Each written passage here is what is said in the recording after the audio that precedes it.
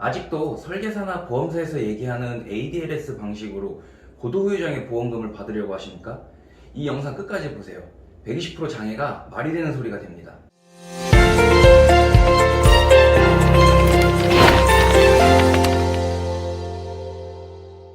안녕하세요. 보험소송 전문 포유법률사무소의 박성원 사무장입니다.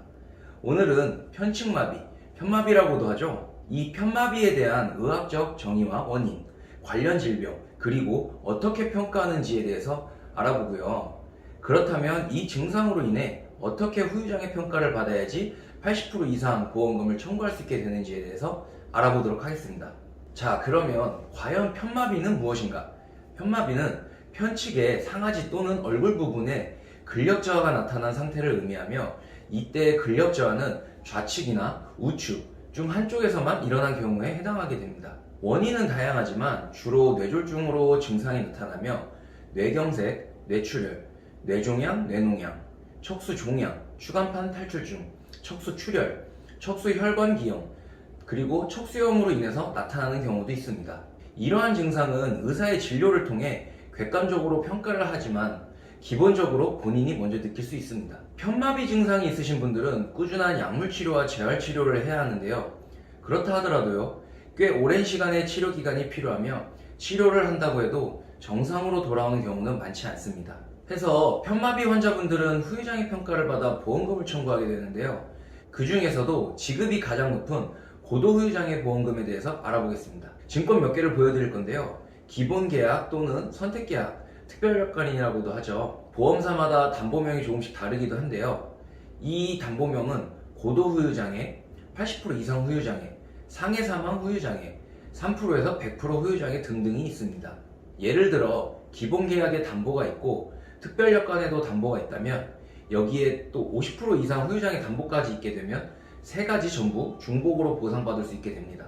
고도후유장애 보험금은 장애율만큼 주는 것이 아니라 전액 지급 또는 연금처럼 받을 수 있게 되는데요.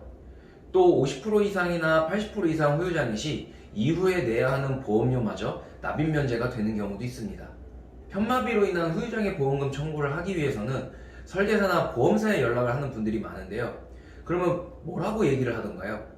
의사 선생님께 일상생활 기본동작 제한평가, ADLS라고도 하죠. 이 평가를 받아오라고만 합니다. 제한되는 정도에 따라 평가하여 5가지 항목을 합산하게 되는데요.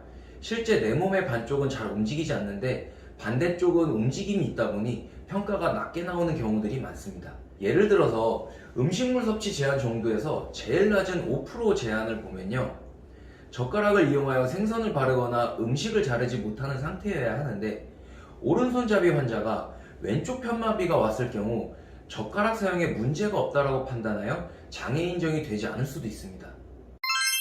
장애 판정 기준을 보면요, 다항의 신경계 장애로 인해서 다른 신체 부위의 장애는 해당 장애로도 평가 가능하며 높은 지급률을 적용한다 라고 명시하고 있습니다. 이 말은 편마비로 인해 얼굴, 팔, 다리에 운동 제한이 있다면 강직 장애로도 평가할 수 있다라는 얘기가 됩니다. 우리 한 팔에 3대 관절이 있는데 이 관절 각각 2분의 1 운동 제한이 있다면 30%의 장애가 되고요. 한 다리에 또 관절 또한 각각 2분의 1 운동 제한으로 30% 장애. 이 두 가지만 해도 벌써 60%의 장애가 나오죠. 신경 손상으로 인해서 팔이나 다리에 강직이 있다면 이 손가락이나 발가락 또한 강직이 남는 경우가 대부분이기 때문에 이렇게 되면 총 110%까지 장애율이 나올 수가 있습니다. 상지나 하지의 경우 원칙적으로 각각 합산을 하지만 팔과 손가락, 다리와 발가락은 지급률 한도라는 게 있는데 각 60% 한도로 인정이 됩니다. 그렇기 때문에 총 120%의 장애율이 나오게 되는 거죠. 이번 편마비 고도후유장애 컨텐츠 관련해서는요, 여러분들께 많은 내용을 전달해 드리고 싶은 마음에 준비하다 보니 내용이 좀 많아지게 됐습니다. 해서 1부와 2부로 나눠서 영상을 제작하게 되었는데요. 2부에서는 그렇다면 보험회사에서는 어떤 식으로 우리에게 이 고도후유장애 보험금을 지급하려 하지 않고 어떤 식으로 장애율을 낮추려고 하는지 알아보면서 또 법원에서는 어떻게 판단하는지 설명해 드리도록 하겠습니다. 여기서 끝이 아닙니다. 2부 영상이 진짜 본편입니다. 구독과 좋아요는 저희 포유법률사무소 영상 제작에 정말 큰 힘이 됩니다. 감사합니다.